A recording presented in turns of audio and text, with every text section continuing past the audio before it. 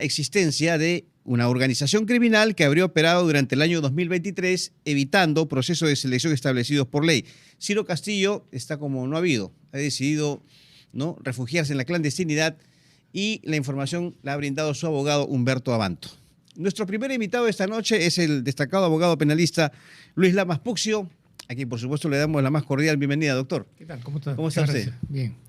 Bueno, a ver, de acuerdo al análisis del caso que seguramente usted ha realizado el día de hoy con relación a este tema, estos allanamientos, ¿usted considera que existen, diríamos, los fundamentos necesarios, las evidencias claras como para haber ordenado esta operación de allanamiento y sobre todo la detención preliminar por 15 días de Ciro Castillo?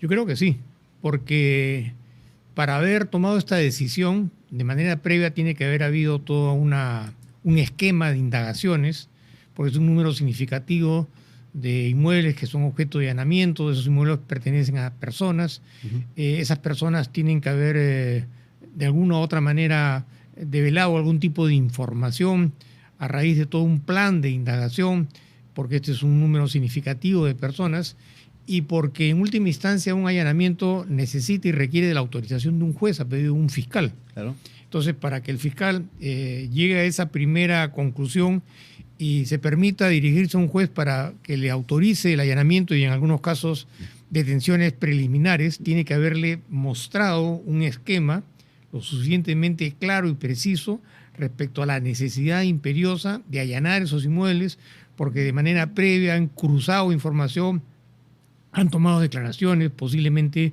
hay gente que está pretendiendo acogerse a la clonación eficaz, debe haber habido interceptaciones telefónicas, claro. Es decir, todo un esquema que evidentemente justifica para que el juez autorice y pueda procederse de esta manera. Estamos hablando aquí entonces realmente de una organización criminal, doctor Lamas. Yo creo que sí, con sobradas razones por la cantidad de personas, por la cantidad de inmuebles allanados, porque se está disponiendo detención preliminar, en el sentido de que habrían elementos de convicción para que estas personas sean objeto de indagación.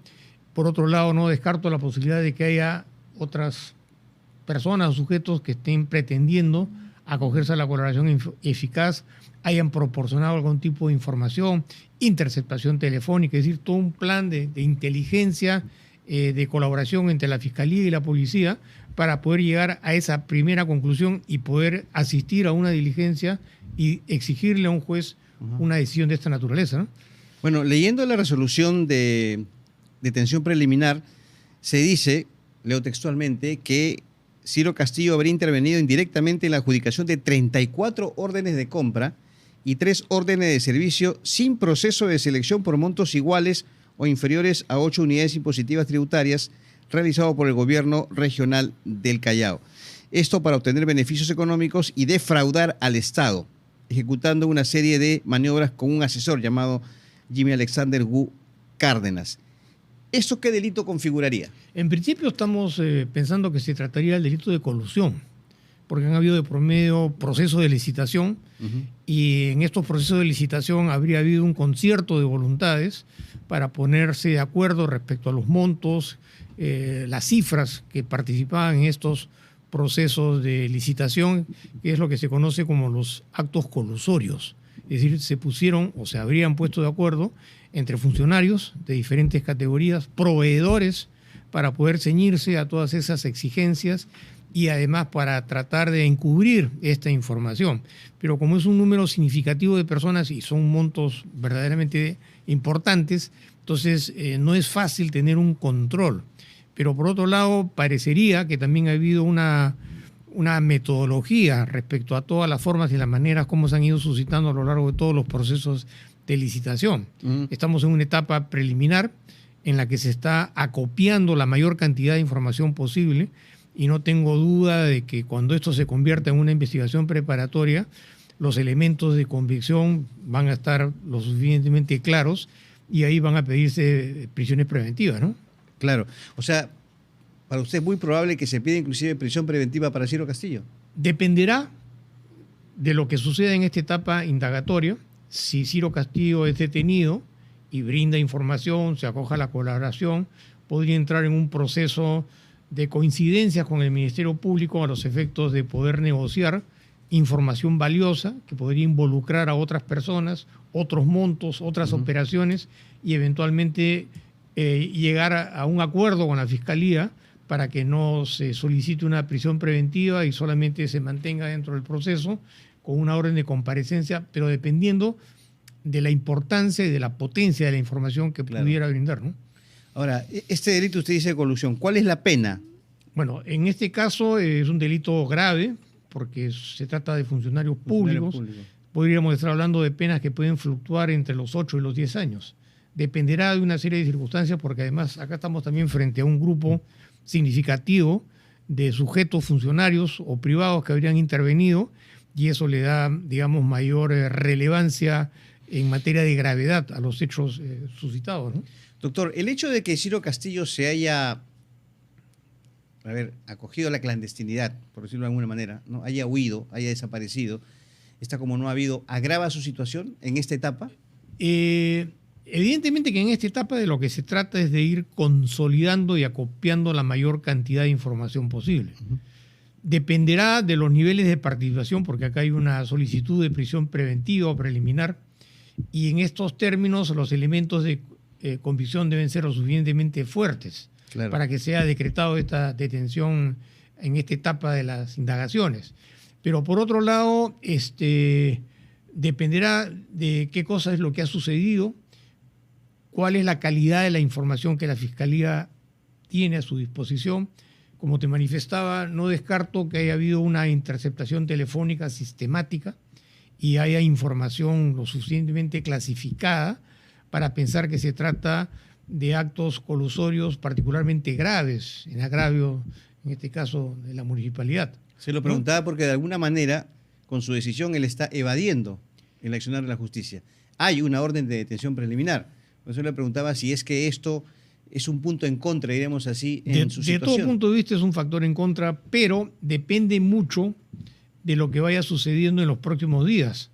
Porque quien nada tiene por qué temer, lo primero que haría es presentarse a la justicia y decirle, mira, ve, acá hay una confusión, lo que se dice no es cierto, en fin, todos los medios de defensa que puede disponer una persona para poder enfrentar una indagación. Pero el hecho mismo que se ponga a buen recaudo, como en algunas oportunidades se ha señalado, a personas que están con orden de captura, pone en evidencia que hay una actitud de tratar de escabullirse o de evadir de la acción, dependiendo pues de la información que se tenga, porque él también estará a la expectativa de qué cosa es lo que se ha copiado, cuál sería la información que estaría en contra de él, y eso ya necesita un análisis más detallado de toda la documentación y de todas las indagaciones que hasta este momento se han manifestado. Como te señalaba, acá creo yo que hay dos puntos centrales. La posible colaboración eficaz con información verificada y por otro lado las interceptaciones telefónicas. Porque si se trata de una organización, deben haber estado interceptando llamadas con autorizaciones de un juez y todo eso ha significado pues un acopio significativo de información en contra de los indagados, ¿no? Ahora, el abogado Humberto Abanto, quien es el defensor legal de Castillo, dijo que su patrocinado ni él fueron informados sobre la existencia de esta carpeta fiscal, ni se le solicitó presentar descargos en el caso. ¿Eso constituye una irregularidad en esta etapa? Primero que todo debe haber habido una labor de inteligencia a nivel de la policía, que no tiene por qué ponérsele en conocimiento a las personas que están siendo indagadas. En segundo lugar, si se ha copiado toda la información, de una u otra manera, notificar a una persona con una orden de detención preliminar es un sobreaviso. Y evidentemente, si tú no tienes nada por qué temer, lo primero que vas a hacer es constituirte y presentarte ante las autoridades, nombrar tus abogados, que me imagino ya se estaría haciendo, para los fines de que los abogados puedan tener acceso a la información. Y de esta manera, digamos, preparar un esquema de defensa que pueda ser en alguna medida manejable frente a las graves imputaciones. Porque una detención preliminar no es poca cosa. Y como te manifiesto, tiene que haber habido una razón, una justificación, y un juez tiene que haber autorizado. Y para que el juez autorice, ¿no? Porque la privación de la libertad es un derecho que está respaldado por la Constitución, tiene que haber mostrado elementos de convicción lo suficientemente claros y precisos como para poder tener que tomar una decisión de esta naturaleza, ¿no? Uh-huh. Doctor, otro tema, permítame, porque el día de hoy se ha publicado en el Diario Oficial del Peruano, el cuadernillo de normas legales, la ley que delega en el Poder Ejecutivo la facultad de legislar en materias de seguridad ciudadana y lucha contra la criminalidad, crecimiento económico responsable y fortalecimiento institucional. Pero hay un artículo, ¿no?, que llama mucho la atención y que genera, por supuesto, preocupación, que es el 2.1.4, modificar el Código Penal a fin de incorporar en el capítulo 3 del título tal del libro segundo el delito de revelación de información reservada en el marco de investigaciones penales y actuaciones policiales, así como establecer un supuesto específico de inhabilitación aplicable en caso de condena por dicho delito, garantizando el derecho fundamental a la libertad de información, de prensa y secreto profesional. ¿Qué opina usted de esta modificatoria? Bueno, en principio, ¿constituye un riesgo? Sí, yo creo que sí. Sobre todo planteado en los términos como está explicado en este documento, porque para el común denominador, incluso hasta los desentendidos, pasa un poco desapercibido que dentro de un cúmulo de propuestas legislativas, ¿no?, de manera un poco, digamos, soterrada, se plantee una iniciativa para modificar el Código Penal para sancionar y tipificar como delito el hecho mismo de revelar cualquier tipo de información que está siendo objeto de una indagación, una investigación o un juicio. Y como sabemos perfectamente, muchos de los casos de corrupción han sido justamente a través de la labor que ha desarrollado la prensa, que no ha tenido mayores elementos de impedimento para poder acceder a esta información y evidentemente que esto sea objeto de conocimiento público, con cierta cautela, con un manejo ponderado de esta información. Pero como se está planteando que esta es una iniciativa, habría que ver en qué términos se plantearía la modificación del Código Penal, pero yo creo que, dadas las condiciones de lo que ha acontecido en el Perú en los últimos tiempos, a portas de un proceso electoral que se esté criminalizando de manera amplia y abierta la posibilidad de que, por ejemplo, cualquier periodista acceda a una información que se mantiene por cuestiones de interés de manera privada o reservada, y no solamente respecto a la revelación de la información en sí misma, sino que en muchos casos ha habido temas de corrupción, de abuso de poder o abuso de autoridad en la que se ha encubierto a los funcionarios que están siendo objeto de indagación. O sea, doctor, perdón, justamente, si supongamos en el caso, ahorita me llega a mí una información clave de un proceso de investigación, ¿no?, sobre X persona, y yo la doy a conocer a la opinión pública a través de RPP, entonces que de acuerdo a esto me podría ir preso. Por supuesto, esto es una propuesta para obtener una autorización del Congreso para legislar específicamente modificando el Código Penal y establecer un tipo penal sui generis para todos aquellos que difundan o accedan o publiciten información que es parte de una investigación. Y ahí advierto que, si bien es cierto, en muchos casos la información se tergiversa a los efectos de perjudicar la imagen de las personas, por otro lado, también ha habido casos de encubrimiento y se ha tratado de que esta información no salga a la luz pública, sobre todo respecto a la forma y la manera como se han manejado las indagaciones. Por eso en concreto, doctor, perdón que le interrumpa, en concreto, ¿no?, tal y como está redactada esta modificatoria, ¿usted considera entonces que hay riesgo para la libertad de prensa y la libertad de expresión? Yo creo que hay que estar muy atentos, muy pendientes, porque, digamos, esta es una solicitud de autorización. Habrá que esperar en qué términos va a venir la propuesta legislativa para modificar el Código Penal y criminalizar estas actividades que, como te vuelvo a manifestar, están directamente relacionadas al ejercicio de la libertad de prensa y el derecho a la información, ¿no? Hace un par de semanas, si no me equivoco, conversábamos justamente con el presidente del Consejo de Ministros cuando se dio a conocer, ¿no?, en el Congreso la aprobación de esta norma, de esta delegación de facultades y sobre todo este acápite, ¿no?, que como usted dice parece, ¿no?, hecho por debajo de la mesa, así es, ¿cierto? Para que pase desapercibido, claro, dentro de un universo de propuestas. Como que nadie se da cuenta. Claro, y sobre todo teniendo en consideración la relevancia. Claro. Debería ser más específico e incluso tener mayor autonomía, dada la trascendencia de los derechos que estarían inmersos en una propuesta legislativa para modificar el Código Penal. Ok, le comentaba que conversamos aquí en RPP con el presidente del Consejo de Ministros y él nos dijo que esta modificatoria iba a ser aplicada, ¿no?, sobre todo a aquellos operadores de justicia que revelan esta información, ¿cierto? Bueno, eso tiene... fiscales, jueces. No sé. Bueno, eso tiene mucho de relatividad, porque en el derecho penal hay autores, coautores, cómplices e instigadores. Entonces, si tú como periodista revelas una información que te la ha proporcionado un fiscal y tú estás sancionando penalmente al fiscal por haber difundido esta información, tú estarías participando en condición de cómplice o de coautor, porque tú a través de tu rol periodístico estás haciendo factible que ese hecho se publicite. Entonces no es así que solamente esto es para el fiscal o para el juez o para el policía, sino que también para el periodista, que es el que va a difundir, opinar y calificar ese tipo de información. Entonces no es solamente el tema de que se trata de un fiscal, un secretario, un policía, que evidentemente ha difundido información, sino de que quiénes son los que van a hacer la información. Y acá en nuestro país, como sabemos perfectamente, ha habido una serie de contingencias respecto a intentos de estrechar los espacios de la libertad de prensa, ¿no? Y hay que, por eso te manifestaba en el unos Congreso instantes, hemos tenido muy atentos, varias, ¿no?, de esas propuestas. Así es.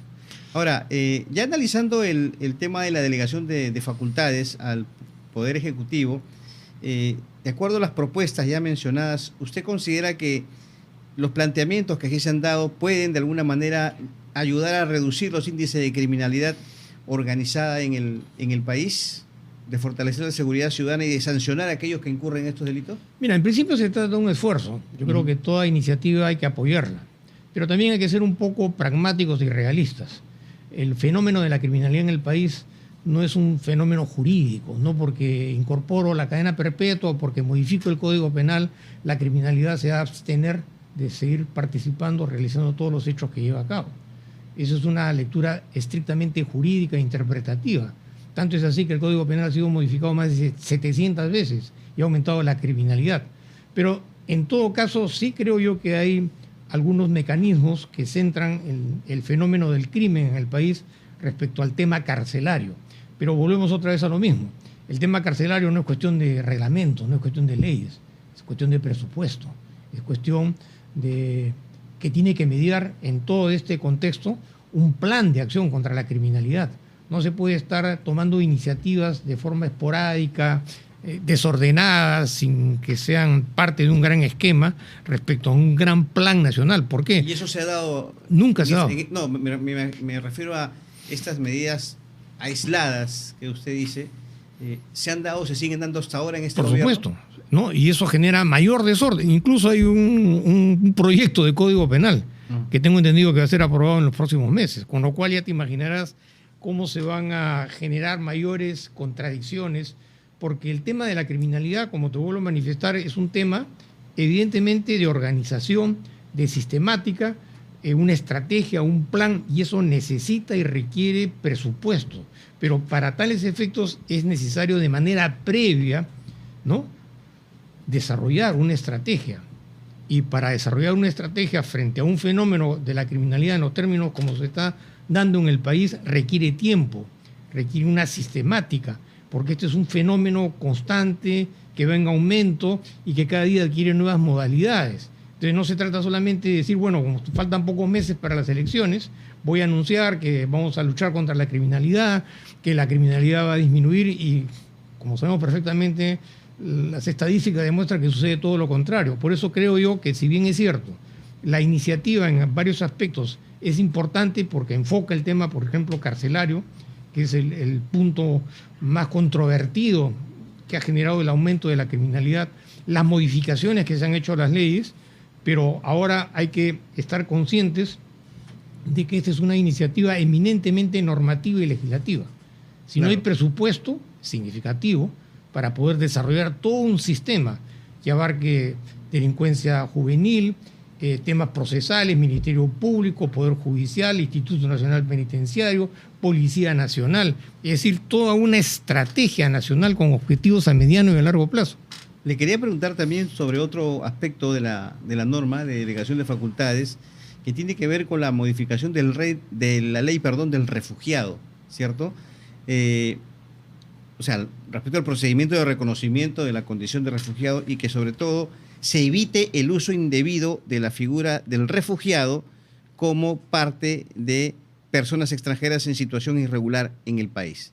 Le quiero pedir un comentario respecto a esto, doctor. Mira, el tema de la criminalidad proveniente básicamente del caso de Venezuela es una realidad. Claro. Incluso hasta puede tener una lectura interpretativa política como parte de un esquema para desestabilizar la institucionalidad en el país. Pero ha habido una serie de omisiones y errores administrativos a lo largo de los últimos años que ha generado una absoluta ausencia de control y de planificación del Estado, como se hace en otros países, y que ahora estamos pagando las consecuencias. Entonces, evidentemente que hay un tema que requiere ser abordado, porque también hay mucho abuso de estas prerrogativas y entran y salen al país y cometen delitos y no pasa absolutamente nada. Pero bueno, eso pone en evidencia que hay un interés y que hay una decisión al más alto nivel para poder tratar en la medida de lo posible de atacar un fenómeno criminal que está proveniendo de gente extranjera. ¿La gestión o estrategia del gobierno va por buen camino? No hay estrategia. Simple y llanamente son dichos, declaraciones, entrevistas, eslogans, ¿no?, que se dicen, pero un plan necesita convocar personas, implica hacer un análisis previo de lo que ha pasado en los últimos años en el país, abordar los puntos más neurálgicos, establecer una metodología, y todo eso tiene que ser hecho de manera ajena a los intereses políticos, porque en muchos casos la misma política utiliza el tema de la criminalidad con fin electoral, y eso es simplemente ir acumulando mayor cantidad de errores y defectos frente a una criminalidad que, si ahora es aguda y clave, nos podemos imaginar cómo va a ser el Perú en los próximos años, ¿no? Muy bien. Doctor Luis Lamas Puccio, le agradezco mucho por su visita esta noche aquí a RPP. Es como siempre un gusto. Bien, gracias a ti. Muy bien, hemos conversado con el destacado abogado penalista Luis Lamas Puccio. Amigos, vamos a una pausa y regresamos con las cosas como son aquí en RPP Televisión.